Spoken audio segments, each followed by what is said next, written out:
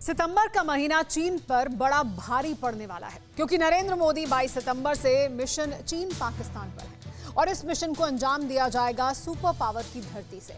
मोदी 7वीं बार America के दौरे पर हैं। अफगान संकट के बीच पूरी दुनिया की नजर अमेरिका और भारत पर है क्योंकि आतंक के खिलाफ यही सबसे सॉलिड मोर्चा है। खबर है कि अमेरिका में एक नहीं बल्कि ऐसे 3 काम मोदी करने वाले हैं जो इस्लामाबाद और बीजिंग दोनों के लिए बुरी खबर ला सकता है। कोरोना के कहर से ठीक पहले ये वो वीडियो था जिसने चीन की नींद उड़ा दी थी। सितंबर 2019 में जब अमेरिका के ह्यूस्टन में डोनाल्ड ट्रंप के साथ नरेंद्र मोदी ताकत के नए समीकरण को लेकर कदम बढ़ा रहे थे तो जलजला बीजिंग में उठ रहा था। अब फिर चीन डर और खौफ की उसी मानसिक अवस्था में पहुंच गया है और इसकी वजह है पीएम नरेंद्र मोदी का अमेरिकी दौरा, जहां वो पहली बार मिस्टर प्रेसिडेंट जो बाइडेन से मिलेंगे।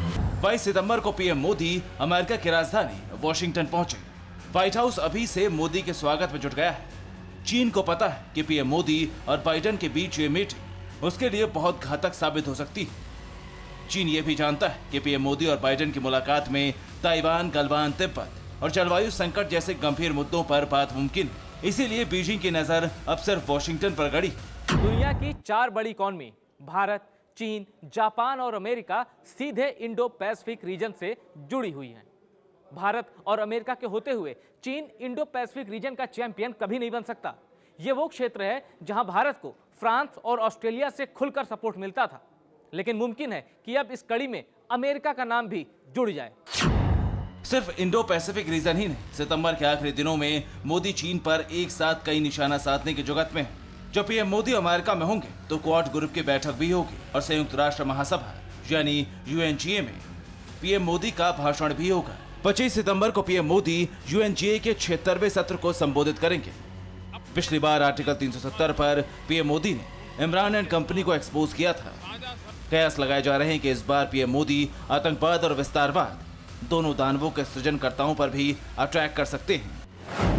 विदेश मंत्रालय ने कहा है कि प्रधानमंत्री 24 सितंबर को अमेरिका के वॉशिंगटन डीसी में ऑस्ट्रेलिया के प्रधानमंत्री स्कॉट मॉरिसन, अमेरिका के राष्ट्रपति जो बाइडेन, जापान के प्रधानमंत्री योशिहिदे सुगा के साथ क्वाड लीडर्स के शिखर सम्मेलन में भाग लेंगे। क्वाड एक मिलिट्री संगठन भले न हो, लेकिन इसकी कूटनीतिक ताकत का ट्रेलर ड्रैगन देख चुका है। बतौर प्रधानमंत्री ये 7वीं बार है जब नरेंद्र मोदी अमेरिका के दौरे पर है।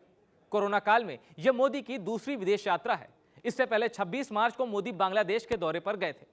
अब अमेरिका में बाइडेन के साथ एक पावरफुल रिश्ते को नया आयाम देकर नरेंद्र मोदी चीन की असीमित महत्वाकांक्षा पर फुल स्टॉप लगा सकते हैं। लेकिन चीन अपने खिलाफ हो रही लामबंदी से पूरी तरह वाकिफ है। जिनपिंग और उसके कमांडर जानते हैं कि अमेरिका और इंडिया का डेडली कॉम्बिनेशन उनके वजूद के लिए चैलेंज है। इसीलिए चीन ने अमेरिका के चौखट के करीब एक तो साहस कर दिया। अमेरिकी राज्य अलास्का के पास एक द्वीप है एलियूटिया।